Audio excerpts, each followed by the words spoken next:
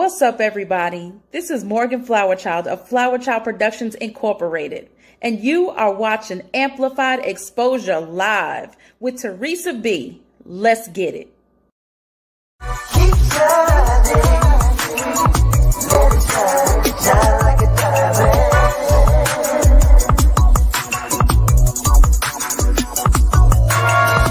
Keep shining, let it shine like a diamond.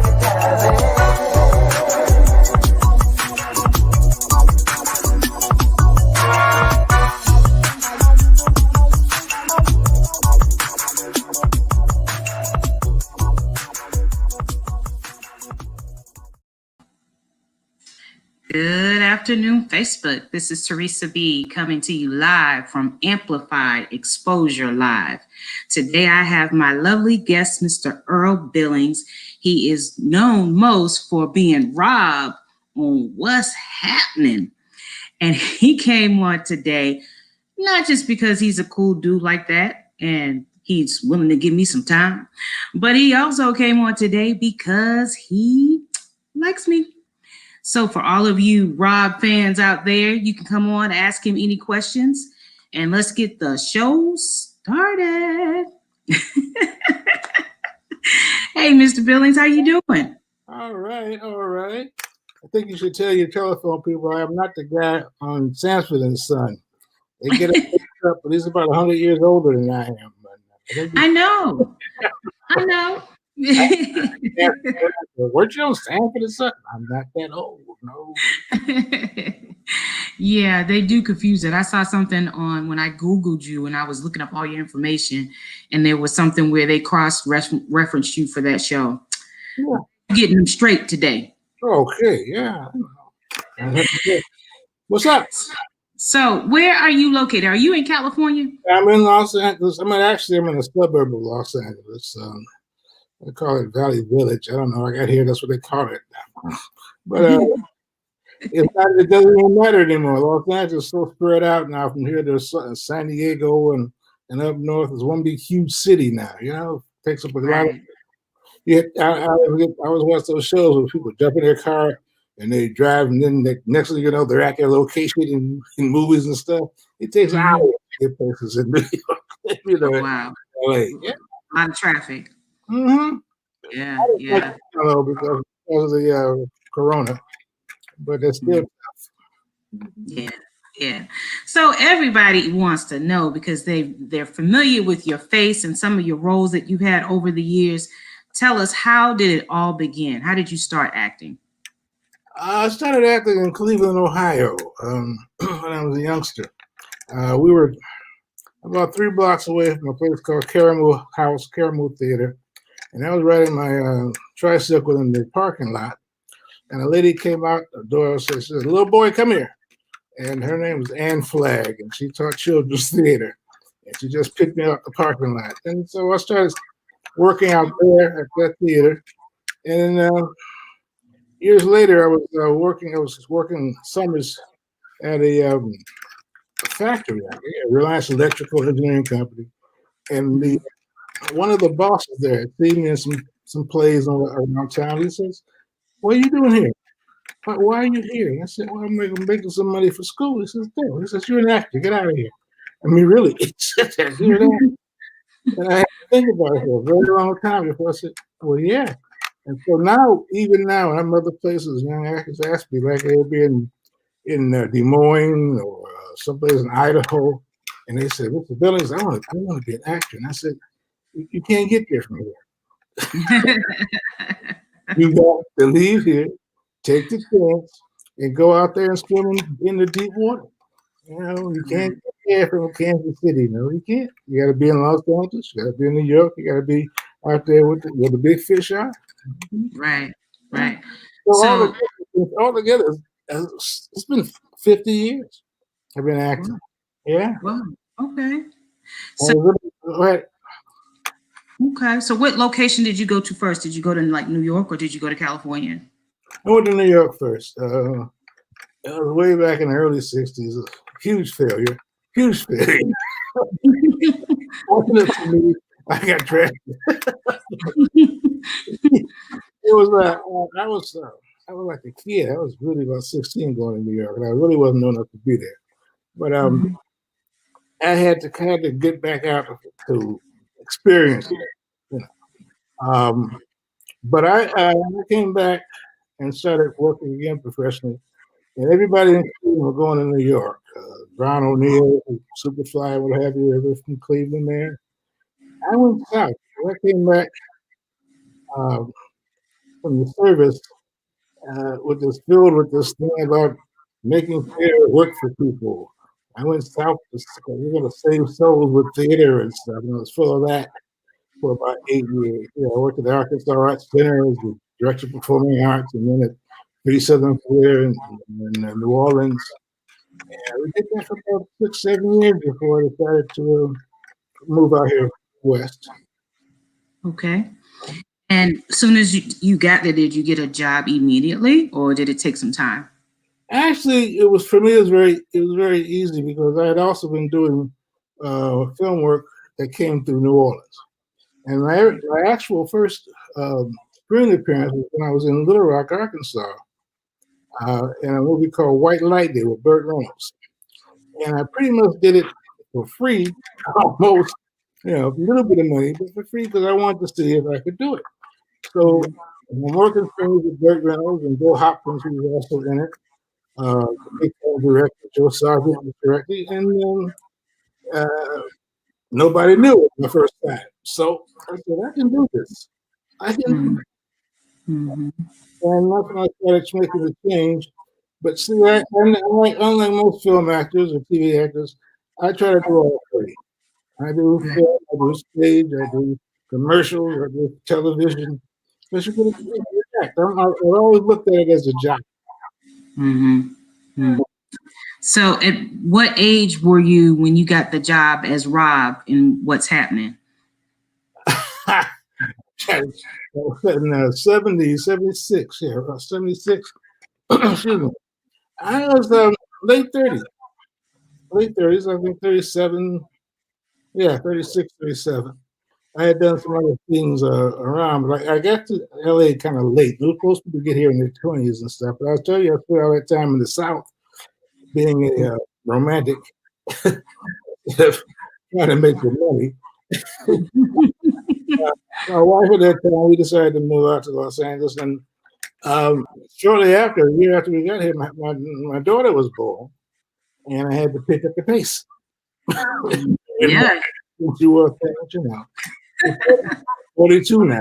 She's, matter of fact, and, you know, she's out of college. She's got a master's degree, building her own house, so she's married. I'm very pleased with that. That's my biggest success is my daughter. Yeah. Yeah, that's nice. What's your daughter's name? Taylor Moran. Okay. Okay. So how many seasons were you on the show? I was only on, I think, yeah, 3 because the studio and the producers just stopped it. They decided that it was a little harder than they wanted it to be, and they made so much money in syndication. It was easy to just pretty much stop the show. It was getting to be turmoil. There's always turmoil in every set you work on, every show you work on, and most actors think it's about uh, they're being stopped or their creativity is being strangled, but it's 90% about money. Yeah. 90% about money. One day I was at home and I wasn't shooting that week, and I get a call from the producers, and they were having problems with Fred Berry. And I said, you know, they figured that we were kind of close. So they had me come into the studio, and I did. I went and Fred was in the dressing room. He was upset, and he was pounding around, and he was crazy. And I said, well, Freddie, what's going on? He says, well, they don't respect me. They don't respect me at all. They don't respect my talent. They don't respect who I am. And I said, Fred, they pay you. I'm thirsty. Mm-hmm. That's not true. Now, what they're going to do is they're going to offer you more money, and you should take it because that's the only way they understand how to satisfy you. They don't understand about respecting you. Of course they don't. It was 1976, right? People don't respect us. You know, you know? Yeah. And the only way to show respect is by paying you. Mhm. And everybody's happy. I mean, Shirley was working for what? The bare minimum for all the 4 seasons they were on there because she had no agent. Nobody had told her she needed to get an agent to negotiate her deals and stuff. So a guy in Texas a long time ago said he said people would cheat you if you let them. Yeah. Yeah. So back then you had to have an agent if you were going to get some real money. Yes, exactly that, or a lawyer who works the same way. But the agency and the whole agency business has changed now since back '76. But we were just coming into our own in the '70s in the industry. Uh, we were breaking big in New York, and then it was like a trickle coming from New York to LA, getting into the business. And then, I mean, it was like 60,000 members of the Screen Actors Guild, and now there's like 180,000 people. So, Mhm. it was a close knit kind of thing, maybe 25, 30 Screen Actors Guild actors who were black. I mean, there was nobody in the front offices, nobody directing or writing. It was a different landscape. Right. So when did you see that change as far as from more blacks than in the 70s? What year, around what era? Well, it's hard to really pinpoint it because it was a gradual effect. So the newspaper started saying, well, we have these award shows. There's no black people on it. And so that's why the NAACP here in Los Angeles, they created their own image awards. It was that kind of embarrassment. Um, but it was the New York actors, who were stage actors, who started coming out in droves because the theater itself, because of the house, you only have so many seats. You're only going to make so much money for a lot of Hmm. people. And they were kind of sneaking out here, and all of a sudden they were being snatched up all over the place, but not in the good roles. So we had to train the Hollywood directors and casting directors who we were. They Right. still thought we were the black guys from 1920s and 30s. They thought we were Mm. the Besses and Hattie McDaniels and we had to say no, we're not that person. We're not that person. And Mm-mm. out of anger that grew up between people who took those jobs and others who didn't. They were saying, why are you selling yourself like that? We have to teach these people who we are. And this is ongoing. We are Right. still doing it now. This is why Right. there's so many black British actors coming up in Hollywood because they didn't share the same background we did here in America. They had, they Mhm. had, they had discriminations in London. A lot of those black actors like Idris is that they couldn't get cast in it in England.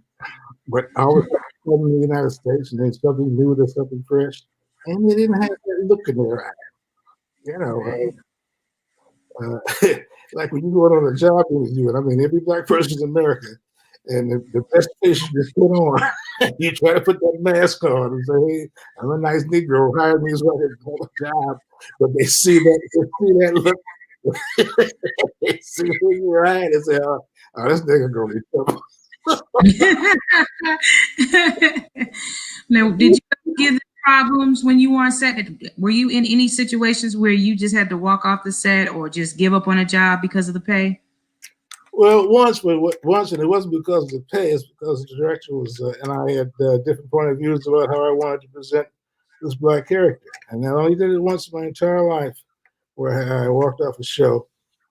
Um, Even on the bottom line of what actors get scale, it is much more money than people get in their average lives. So you can't really bitch about that because people say what you say.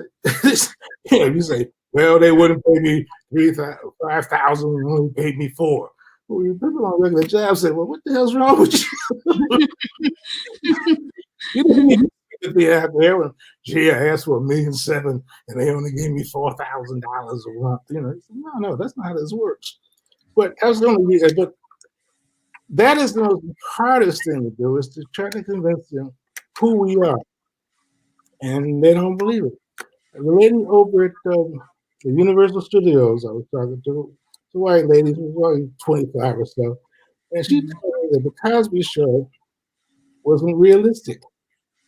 And I was saying, well, how does this work? And she says, well, she being a lawyer, and he was a doctor, and he has this really fancy house. And I said, well, everybody I know lives that way. What do you mean? Right. There are some African Americans that do that. Yeah, but that's the myopic point of view they have. I know, and it's bizarre. And now, I mean, now this whole deal with the the Trump groups or what have you, the Trump people think we're stealing their jobs. And I'm constantly saying, look, there's no black people taking your jobs at your job.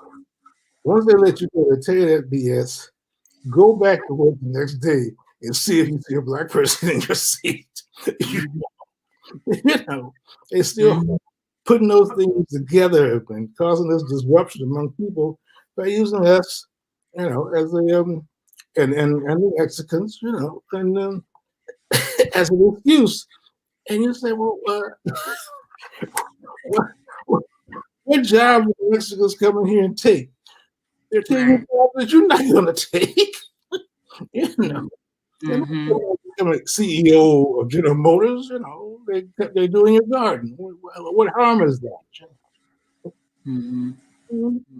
Yeah, I can't even imagine how it was back then. I know when you were filming what's happening, I was in elementary school, but I was at a predominantly white elementary school, and I was the only African American girl for several years. It was a Montessori, and it was a private school.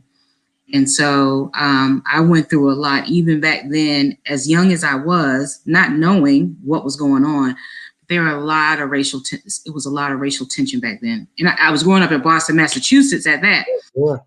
Yeah, so you can only imagine. I have relatives in Boston. It was about 3 years ago, I was going there. I was telling about what it used to be in the old days in Boston, where you had to go to this white Irish section of town to get to see a basketball game. Yeah, right. But it's always been that way, and it probably will take a long time for it to change. And the change is happening now, but it's too gradual to see. But our European brothers and sisters in America here, they've never had to compete, never. And now there's these beautiful brothers and sisters coming out of Yale, Harvard, Howard, and they got the goods. And the first time that these guys had to compete, and so scared because they know they are the skilled. Because what do you and I both know? You got to be twice as good. Right. You got to be twice as good. Yeah. And that's coming out of these schools, and you can't BS about things, And I'm glad to see it. This sprang out of the black is beautiful thing, and then the civil rights things, and the Southern thing, and it keeps growing and growing and growing. Do you know this is probably going to be the first generation of black kids who are going to get a sizable inheritance? Yeah. Isn't that amazing? The first. It is amazing. It is amazing. But it may have taken a long time, but it's going to happen. Right. We get a chance to start from third base, right? And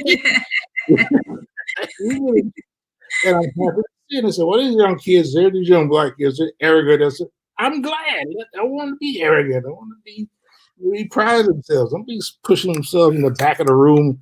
Get up front, wave your hand, get in their face. Oh, yeah. Mm-hmm. And this generation is definitely doing that. They are not shy. So tell us about some of the other jobs you had. So once you left What's Happening, and I did a lot of episodic televisions after that for years, and I bumped into a friend who told me about a feature film, JD's Revenge. It was shot in New Orleans when I was down there. and I met my good friend Glenn Turman, and we worked on that, and we worked again on a CBS movie called Minstrel Man. He and my other friend Art Evans. We met on the set the first day, and we started laughing, and we've been laughing for 45 years ever since. It was silly people, but That is wonderful. And so, out of all your films and sitcoms, which one did you like the most? well, I have one now that's only been sold through Amazon. It's called Gosnell. And it's a true story of Kermit Gosnell, who was an abortionist, a black abortionist. Mm-hmm. He went online, he lost his mind, and he was killing people on the abortion table. And the only reason he was even caught, because no one was paying attention to him, was that they were arresting prostitutes who had phony prescriptions. And then when they found out where he was working out of this terrible place, he just was rats and everything in it, and he was doing these abortions and stuff before they were wise to him. He had been doing it for like 30 years. He was the most difficult character I had ever done before, and I had to go. My wife and I went online and got all the stuff he could get about what makes this brother went crazy. Brother went crazy. He was a genius in school and everything, but then it wasn't even for the money, because they found boxes of money in his basement. Just behind the open and stuff. And he just tripped. But they cut a couple of lines out of the movie where he says if he didn't do these things, black women and Hispanic women would never be able to live a life if they didn't get abortions like white women. And it's kind of wacky, kind of thinking. It was a powerful film. I changed my mind about a lot of things when I was working on it and doing it. But you can get it on Amazon now. It's called Gosnell. It's the most famous American serial killer. And here's the thing about it. He was a nice man. He was a nice man. And listen, that's why nobody ever suspected him. And when he was on trial, they could not find another doctor in the United States who would testify against him. One lady, and they were just hung up because she came out from California, and the prosecutor asked her, "Well, how many abortions have you done?" She says, "About 30,000." This is what's been going on across the country, which made what he was doing smaller than what people expected, but it was still a lot. It's a lot. Is he still living? He's in jail. He's trying to make an appeal, but he's going to be in jail the rest of his life because he killed a couple of women on the table and kind of walked away from it. And and also from killing the babies. You're not supposed to abort babies after 22 weeks, and he was aborting grown babies, not just them. And they were taking the parts and selling them to universities for tissue and stem cells and stuff. They do that. Yes, they do this. It was a villainous part. But but that's on sale. Also, and Glenn Turman and I are working on a Western that we want to try to get made. We've been beating the studios about it because it's been a personal work thing for me. Is that we have no real history really between 1800 and 1900. Nobody can find any real material. So people have been finding diaries and what have you. There was like hundreds of thousands of black people in the West. Most of the cowboys in the West were black men who escaped. The Nigerians are known in Africa as horsemen, great horsemen. So coming over here, and escaping the masters and moving west, and the Native Americans would take them and hide them in their tribes, turning whole Native American texture into black. Just recently, the Kennedys were trying to give a reparation to a tribe in Massachusetts, and nobody showed up with all these black people. So I was surprised when they had documentation that they were part of this tribe. And this is a history nobody tells you. Right. Yeah. They came out of the swamps of Louisiana and Florida, and they were blending in with the Seminoles, and the Seminoles protected them, but the Seminoles didn't. Native Americans had two things: you can't own land. They couldn't get that through their mind. You know, invisible line here I can't see, and I can't go on this side of it. Right. The other thing, you can't own people. Right. So they took the black escaped slaves, hid them in their tribes, married them. They had children. They integrated. And many of the great chiefs were black, and this was hidden from us. So then I've been working on that whole thing. They were called Maroons, trying to show that part of history from 1865 to the turn of the century. At that time, it was 150 slave rights. We didn't. Right. The whole portrait. There was a guy looking like Uncle Ben, and he was on his back, and these people did not take it well. Unlike we learned in school, no. They always tried to escape. That's why they passed the black law in 1870. Like, you could arrest anyone you see on the street who was black because he was probably an escaped slave. And they couldn't hold on to it. But it's right. Howsoever, we run into some studio problems because they say, well, who would be interested in that? A lot of people will be interested in that, especially African Americans. Duh. Like, what? Mm-hmm. Wow. We are still defining ourselves for white people in America. We still are who we are and what our background is. Because I think we were lied to in elementary school all the way through high school and most times in college. I used to go around and talk to universities, and they threw me out because I told them that the worst thing you could do in any school in America is read outside reading. It'll get you failed every time. Mm-hmm. Mm-hmm. Well, I hope you continue that project because I think that's a very vital piece of history that people need to be subjected to. So I really do hope that comes out and y'all get it together. But with COVID, I don't know. Change. We're not going to have COVID forever. I mean, it's going to be rough for a while, but that's because they had such a bad start. Mm-hmm. But I have some awful theories about the whole deal. If I told you, you say that guy's a maniac.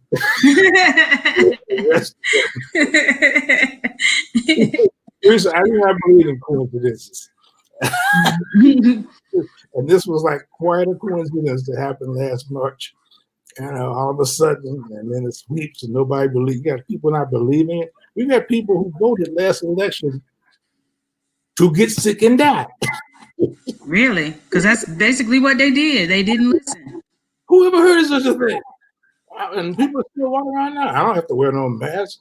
I'm not going to catch this. This is insanity. It's real. Like, I've had several friends to pass away and family members, so it is definitely real. Well, I do appreciate you for coming on my show today. This has been a treat. Who would have thunk it that I would have met you? Thank you very much. Thank you for coming on. I'm going to knock on your door. Okay, cool. Come on over. We can have Thanksgiving dinner. No, we gotta be 6 feet apart. I know. Just stretch the turkey to me. I'll find it. I'll get it. I appreciate you. You and your wife stay safe. Thank you. Stay in the house. Oh, yeah. And I wish you the best in your future endeavors. All right. Thank you very much.